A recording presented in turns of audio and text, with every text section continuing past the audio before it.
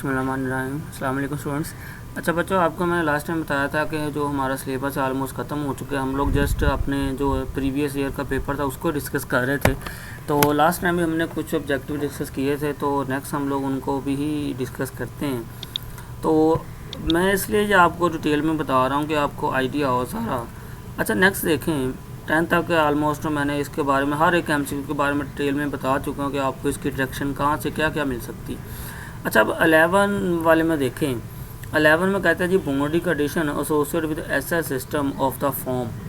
अच्छा ये मैंने आपको बताया था, आपको याद होगा कि जब ये डेफिनेशन मैंने आपको टॉपिक करवाया था तो उसमें मैंने आपको बताया था कि ये जो 3 फॉर्म इसकी होती हैं ना, मतलब कि डिलेक्टेड कंडीशंस, न्यूमान कंडीशन और एक इसमें आपको याद होगा इंटरमीडिएट कंडीशन।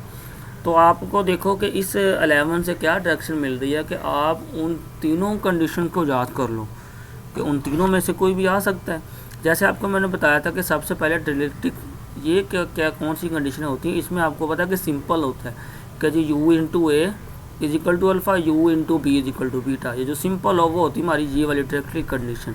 फिर दूसरा मैंने आपको कहा था कि अगर डेरिवेटिव गिवन हो, मतलब जैसे ये लिया हुआ डेरिवेटिव कि U dash into A is equal to alpha, U dash into B is equal to beta, तो वो हमारे पास क्या होती हैं, न्यूमान कंडीशंस होती हैं। फिर थर्ड के ऊपर, थर्ड में मैंने आपको बताया था कि थर्ड में था हमारे पास इंटरमीडिएट कंडीशंस।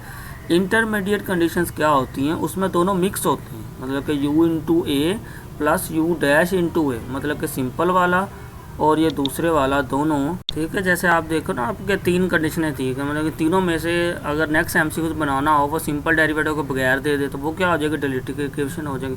अगर डेरिवेटिव वाली सिंपल वाली दोनों को ऐड करके दे दो वो इंटरमीडिएट हो जानी है, अगर सिंपल डेरिवेटिव वाली चले तो न्यूमान हो जाती। देखो ना, मतलब कि 3 एमसीक्यू इस एक टॉपिक के 3 एमसीक्यू बन सकते हैं। तो इसलिए मैं आपको बार बार कहता हूँ कि ये जो डायरेक्शन मिलती है ना, आप इससे जो रिलेटेड चीज़ें होती हैं ना उनको भी सारा रीड आउट कर लिया करो, ठीक है जी।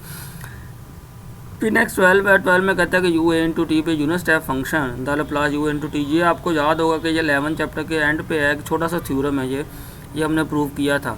अब इस थ्योरम की जनरल फॉर्म भी आ सकती है। फर्द को इधर कह दे जी यू ए इंटू टी है तो किसके बराबर होगा, इधर ए की जगह का 2 लगा दें तो इधर आप भी 2 लगा देना कि ए की पावर -2s ओवर एस, ठीक है।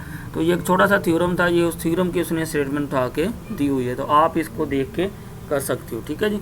तो नेक्स्ट अब रह गया हमारा जी इसका सब्जेक्टिव हिस्सा।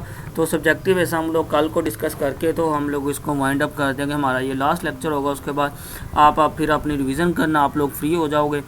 तो एग्ज़ाम तक फिर आपको जो भी कोई मसला मसाइल हुआ आप लोग पूछ सकते हो, मेरी तरफ से आप लोग फ्री हो जाओगे, ठीक है। अब अपनी तैयारी करना, जो भी आपको काम करवाया है सारा अच्छे से तैयार करना है। एग्ज़ाम जैसे भी होते हैं आप अपनी तैयारी कंप्लीट रखो, ऑनलाइन या जैसे भी होंगे, तो आपको जो भी काम करवाया गया आप उसको अच्छे से करो, ठीक है। लास्ट टाइम हम बस ये थोड़ा सा सब्जेक्टिव करके तो इसको हम लोग वाइंड अप कर देंगे, ठीक है जी। ओके जी, अल्लाह हाफिज़।